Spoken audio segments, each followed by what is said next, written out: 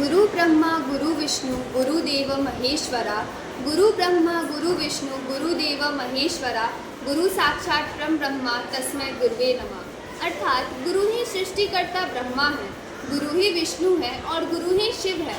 गुरु ही साक्षात परम ब्रह्मा है और ऐसे गुरुओं को मेरा नमन है। सुप्रभात शिक्षकगण एवं मेरे प्यारे सहपाठियों, मैं इशिता सिंह कक्षा 7वीं की छात्रा हूँ। आज मैं आप सभी के सामने एक भाषण लेकर उपस्थित हूँ और मेरे भाषण का शीर्षक है शिक्षक दिवस। शिक्षक जो 3 वर्णों से मिलकर बना है। शि जिसका अर्थ है शिखर तक ले जाने वाला, छ जिसका अर्थ होता है क्षमा की भावना रखने वाला और क जिसका अर्थ होता है कमजोरी को दूर करने वाला।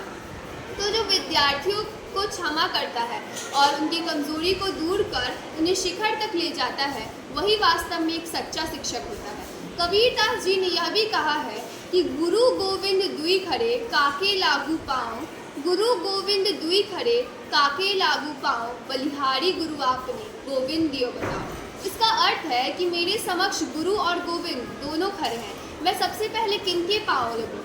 तो कबीरदास जी के अनुसार मैं सबसे पहले अपने गुरु के चरण को स्पर्श करूँगा, क्योंकि वही हमें, उन्हीं की शिक्षा के कारण ही आज हम ईश्वर से मिल पा रहे हैं। हमारे भारत देश में शिक्षक दिवस मनाने की परंपरा 1962 से शुरू हुई, जब डॉक्टर सर्वपल्ली राधाकृष्णन राष्ट्रपति बने, जो स्वयं एक शिक्षक थे। तब उनके शिक्षा के क्षेत्र में योगदान बहुत ही महत्वपूर्ण बन गए।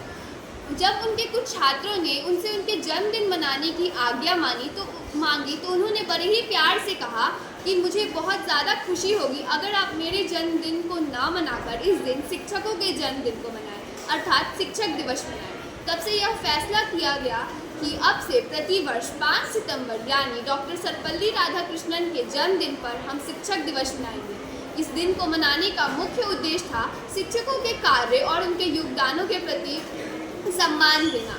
हर एक व्यक्ति के जीवन में शिक्षक उनका एक पथ प्रदर्शक होता है। शिक्षक केवल हमें किताबी ज्ञान नहीं देते हैं, अपितु हमें जीवन के आदर्श भी सिखाते हैं। आज युग बदल चुका है और शिक्षकों की भूमिका भी।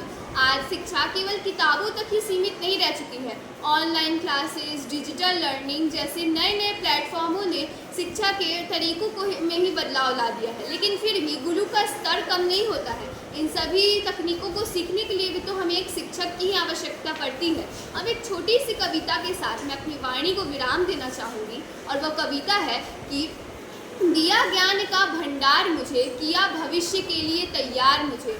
दिया ज्ञान का भंडार मुझे, किया भविष्य के लिए तैयार मुझे। जो किया आपने उस उपकार के लिए, नहीं शब्द है मेरे पास आपके आभार के लिए। सभी गुरुजनों को मेरा सच्चा नमन है। धन्यवाद। आपका दिन मंगलमय हो। आप सभी को शिक्षक दिवस की हार्दिक शुभकामनाएं।